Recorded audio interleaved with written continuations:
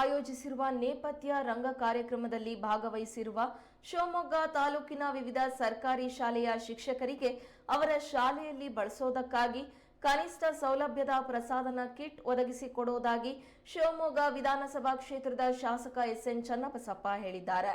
ಮಹಾನಗರ ಪಾಲಿಕೆಯು ರಂಗಾಯಣ ಕಲಾವಿದರು ಒಕ್ಕೂಟದ ಸಹಯೋಗದಲ್ಲಿ ಆಯೋಜಿಸಿದ್ದ ಕಾರ್ಯಕ್ರಮದ ಉದ್ಘಾಟನಾ ಸಮಾರಂಭದಲ್ಲಿ ಭಾಗವಹಿಸಿದ ಅವರು ಪ್ರಸಾದನ ಶಿಬಿರದಲ್ಲಿ ಭಾಗವಹಿಸಿದ ಶಿಕ್ಷಕರ ಶಾಲೆಗಳಿಗೆ ಈ ಕೊಡುಗೆ ನೀಡಲಾಗುವುದು ಅಂತ ಭರವಸೆ ನೀಡಿದರು. ಈ ಶಿಬಿರದ ಸದುಪಯೋಗವನ್ನ ಎಲ್ಲರೂ ಪಡೆದುಕೊಳ್ಳಿ ಅಂತ ಹೇಳಿದರು.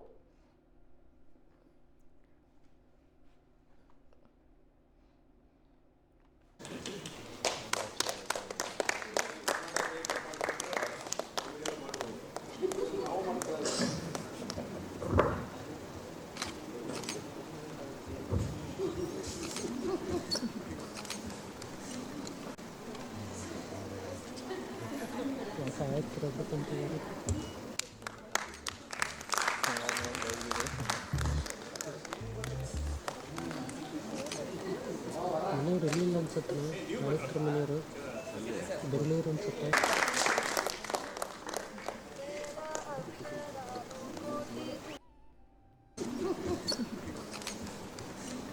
ಕೇಳಿದೆ ನಾನು, ಒಂದು ಶಾಲೆಗೆ ಮೇಕಪ್ ಕಿಟ್ ಮಾಡಬೇಕು ಅನ್ನೋದಾದ್ರೆ ಎಷ್ಟು ಬೇಕಾಗುತ್ತೆ ಕೇಳಿದೆ ನಾನು.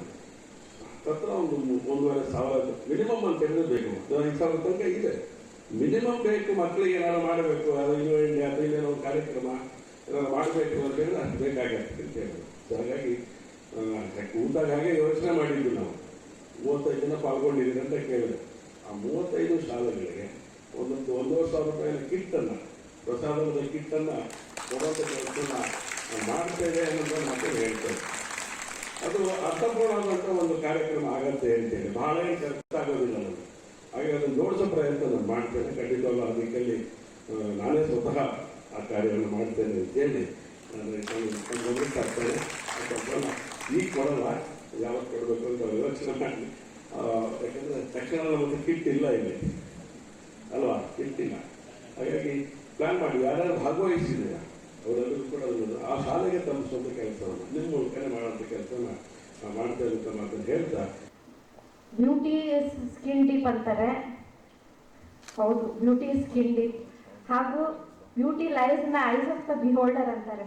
ನೀವು ಯಾರನ್ನಾದ್ರೂ ನೋಡೋ ದೃಷ್ಟಿ ಚೆನ್ನಾಗಿದ್ರೆ ಎಲ್ಲರೂ ನಿಮಗೆ ಸುಂದರವಾಗಿಯೇ ಕಾಣಿಸ್ತಾರೆ, ಅದು ಸರಿ. ಆದರೆ ನಾವು ದಿನನಿತ್ಯ ಜೀವನದಲ್ಲಿ ಚೆನ್ನಾಗಿ ಡ್ರೆಸ್ ಮಾಡಬೇಕು, ಚೆನ್ನಾಗಿ ಕಾಣಿಸ್ಬೇಕು.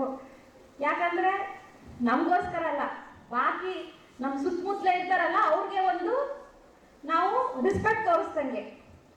ಈ ಒಂದು ದಿವಸ ಮೇಕಪ್ ತರಬೇತಿಯನ್ನು ತಮಗೆಲ್ಲ ಹಮ್ಮಿಕೊಂಡಿದ್ದೀವಿ.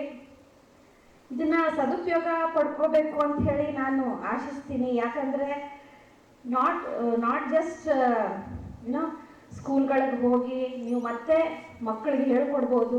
ಆಮೇಲೆ ಈಗ ನೆಕ್ಸ್ಟ್ ನಮ್ದೇನು ಕಾರ್ಯಕ್ರಮಗಳಿದಾವಲ್ಲ, ತಾವೆಲ್ಲ ಮೇಕಪ್ ಮಾಡಿ ಫುಲ್ ಎಕ್ಸ್ಪರ್ಟ್ಸ್ ಆಗ್ತೀರಿ ಅಂತ ಅನ್ಕೊಂಡಿದ್ದೀನಿ. ರಂಗಭೂಮಿ ಚಟುವಟಿಕೆಗಳು ನಡೀತಾ ಇದ್ದಾವೆ. ಆದರೆ ಅವ್ರಿಗೆ ಒಂದು ತರದಾದ ಮೇಕಪ್ ದಿನ ಮತ್ತು ಪ್ರಸಾದನದ ಕಾರ್ಯಕ್ರಮ ಮೋಸ್ಟ್ಲಿ ಆಗಿರಲಿಲ್ಲ ಅಂತ ಅನ್ಸುತ್ತೆ. ಅದನ್ನ ಯೋಚಿಸಿ ಸಾಸ್ವೆಹಳ್ಳಿ ಸತೀಶು ಮತ್ತು ಎಲ್ಲರೂ ಸೇರ್ಕೊಂಡು ಒಂದು ಕಾರ್ಯಕ್ರಮ ಶುರು ಮಾಡಿದ್ದಾರೆ. ಇದು ಪ್ರವೇಶ ಅಷ್ಟೇ. ಈ ಪ್ರವೇಶ ಮುಂದುವರೆದು ಇನ್ನು ವೇಷಗಾರಿಕೆ ಆಗಲಿ, ಅದು ಒಂದು ರಂಗಭೂಮಿಯ ಮತ್ತೊಂದು ಚಟುವಟಿಕೆಗಳಿಗೆ ಪೂರಕವಾಗಿ ನಡೀಲಿ ಅಂತ ಆಶಿಸ್ತೇನೆ. ಪ್ರಸಾದನ ಅನ್ನೋದು ರಂಗಭೂಮಿಲಿ ಒಂದು ಪ್ರವೇಶ, ಹೌದು. ಅಂದರೆ ಅದು ಬಣ್ಣಗಾರಿಕೆ, ಇದಾದ್ಮೇಲೆ ವೇಷಗಾರಿಕೆ.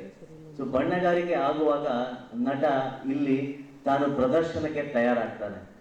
ಮೇಕಪ್ ಹಾಕ್ತಿದ್ದಂಗೆ ಅದು ನಟನ ಪ್ರವೇಶ ಆಗುತ್ತೆ. ಹಿಂದಿನ ಕಾಲದಲ್ಲಿ ಅಂದರೆ ನಮ್ಮ ಟ್ರೈಬಲ್, ನಮ್ಮ ಆದಿವಾಸಿ ಸಂಸ್ಕೃತಿಯಲ್ಲಿ ಪ್ರಾಣಿಗಳ ಬೇಟೆ ಆಗ್ತಿತ್ತು.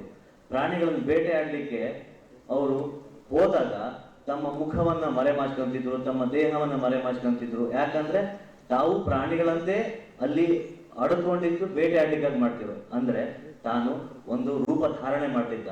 ಇದು ಕೂಡ ಅಷ್ಟೇನೆ. ಮೇಕಪ್ ಮತ್ತೊಂದು ಪಾತ್ರದ ಧಾರಣೆ, ಇದು ಪಾತ್ರದ ಪ್ರವೇಶ. ಹಾಗಾಗಿ ಪ್ರಸಾದನ ಒಂದು ಇಂಪಾರ್ಟೆಂಟ್ ಎಲಿಮೆಂಟ್ ನಮ್ಮ ರಂಗಭೂಮಿಯಲ್ಲಿ. ಅದಕ್ಕಿಂತ ಹೆಚ್ಚಾಗಿ ಒಂದು ಪ್ರದರ್ಶನದಲ್ಲಿ ಇನ್ನು ಮುಂದಿನ ನಡೆಯೋದು ವೇಷಗಾರಿಕೆ, ಆಮೇಲೆ ಪ್ರದರ್ಶನ.